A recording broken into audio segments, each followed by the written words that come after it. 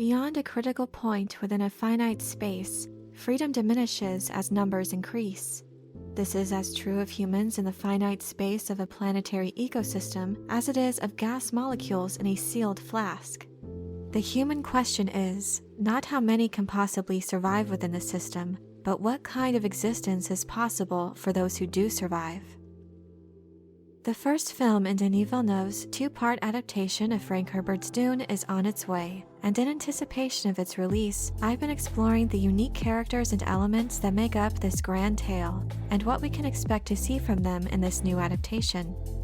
In this video, I'd like to examine the proud and mysterious Dr. Liet Kynes and the part he plays in this epic story.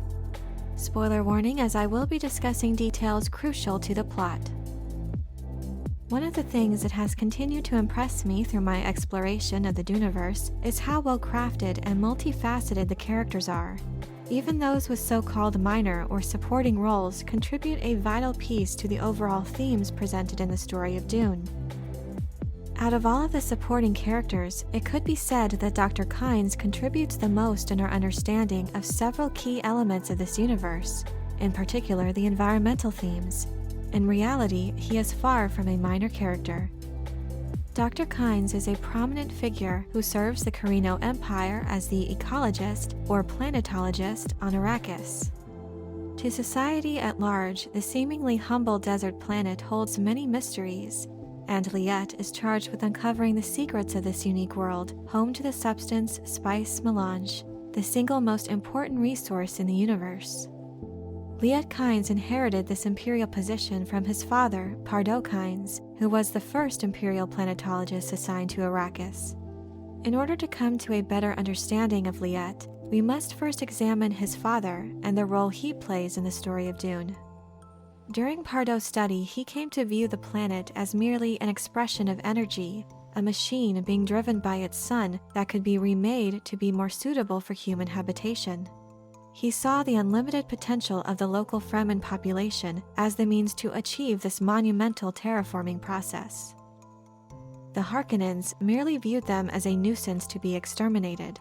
An opportunity came to enter the Fremen's good graces when Pardot stumbled upon a Harkonnen attack on several Fremen youth.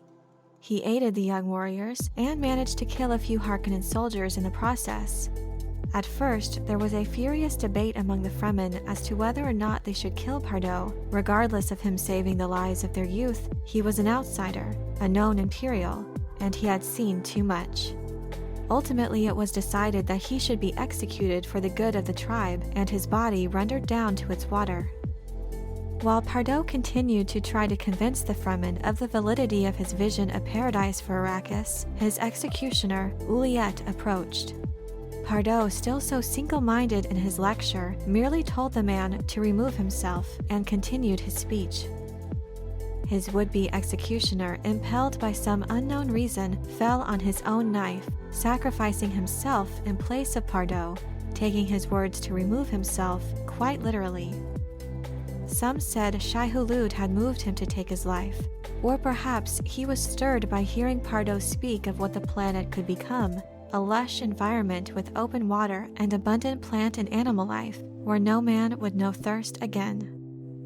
Regardless of his motivation, the Fremen took his sacrifice as a sign that they should believe in Pardot's vision. They came to view him as a prophet and leader. Thereafter, they aided his research efforts, collecting vast amounts of data for him regarding the climate, biology, and ecosystems of Arrakis. Pardot eventually married a Fremen woman. They named their son Liet, most likely after his would-be executioner. Pardot continued to teach his son and other Fremen children the ecological language of Arrakis. When Liet was 19, Pardot tragically died in a cave-in, and he went on to inherit not just his official imperial position as ecologist, but also as the secret Fremen leader, continuing the work of terraforming Arrakis. Though in the Emperor's service, Dr. Liet Kynes has a unique perspective when it comes to the planet and its people, having been born and raised as a Fremen on this treacherous world. There is an interesting duality to his character, having inherited his father's imperial mantle, his drive, and his ecological talent, as well as the Fremen mindset and culture from his mother. Though he is driven when it comes to the reformation of Arrakis, he seems less single-minded than his father in this regard, with more of a focus on the Fremen themselves. Arrakis has always been his home. He is a desert creature who also walks in imperial circles.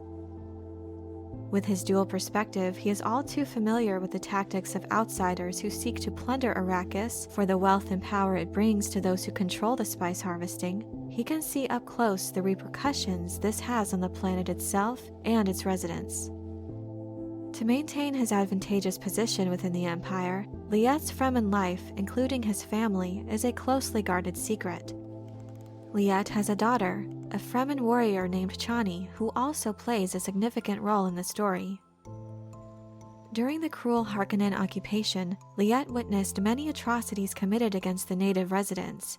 The local Fremen warriors were continuously hunted for sport, and those that worked in harvesting the precious spice were forced to operate under incredibly unsafe conditions, with poorly maintained equipment that made the deadly task of collecting spice that much more dangerous. Dr. Kynes, in his official capacity as the Judge of Change, oversees the shift in stewardship of Arrakis as it changes hands from House Harkonnen to House Atreides at the Emperor's command. Dr. Kynes, as Arbiter of Succession, is appointed to make sure the articles laid out in the treaty known as the Great Convention are obeyed as the Atreides assume control of the planet. Even though House Atreides stands in stark contrast to the ruthless regime of House Harkonnen, to Dr. Kynes, to the Fremen, outsiders are all the same. Dr. Kynes is therefore a naturally suspicious and guarded person. He is an enigma to the newly arrived Atreides household. The Honorable Duke Leto is caught in a scheme hatched by the Emperor and the Baron Harkonnen, and he needs all the help they can muster. Through Leto's intelligence network, they become aware that Dr. Kynes carries some favor among the Fremen, so it is in their best interest not just to abide by the rules in assuming stewardship of Arrakis, but more importantly, to make it evident to Kynes that they are different from the Harkonnens, and that they seek to lay the groundwork for a possible alliance with the Fremen. Dr. Kynes is described as tall and thin, with long sandy hair, a sparse beard, thick eyebrows, and the signature blue within blue eyes of spice saturation. He's intelligent and precise, and noted to carry himself with an air of strength and nobility, as if he was born to command. It is a pivotal role as he is basically the spokesman for the world of Arrakis and its people. He is a wealth of knowledge to the newly arrived Atreides who find themselves in an environment completely alien to them. His explanation about Arrakis, the sandworms, the Fremen, serve to aid the reader in gradually uncovering the mysteries of Frank Herbert's universe. The role of Dr. Liet Kynes has been played previously by Max von Sydow in David Lynch's 1984 film and by Karel Dobrý in the 2000 Sci-Fi Channel miniseries. And in Deni Villneuve's upcoming adaptation, the character will be played by Sharon Duncan-Brewster. I've made a couple of videos on the gender swap decision, and I'll leave a link to those videos if you'd like to check them out. While I disagree with the choice to deviate from the source material in this manner, I am looking forward to seeing how she brings the character of Liet to life on screen. In a recent interview with the actress that took place before the world premiere of the first trailer for Dune, Sharon briefly discussed her role and the gender swap. I did a breakdown of this interview as well if you'd like to check it out, but to summarize my thoughts, I was very pleased with how she spoke about Dr. Kynes. She was very knowledgeable about the significance of the character and even spoke with reverence. It's one of the better cast interviews I've seen actually, as she really had a good grasp on who the character is and expressed how important it was to Villeneuve in making sure her performance stayed true to the essence of the source material.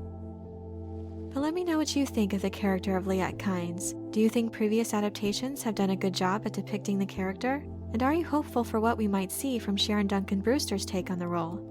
Let me know your thoughts in the comments section below. I hope you enjoyed this video. Leave a like if you did, and be sure to subscribe for more Dune and other sci-fi and fantasy content. Thank you all so much for your support. And as always, have a very nerdy day.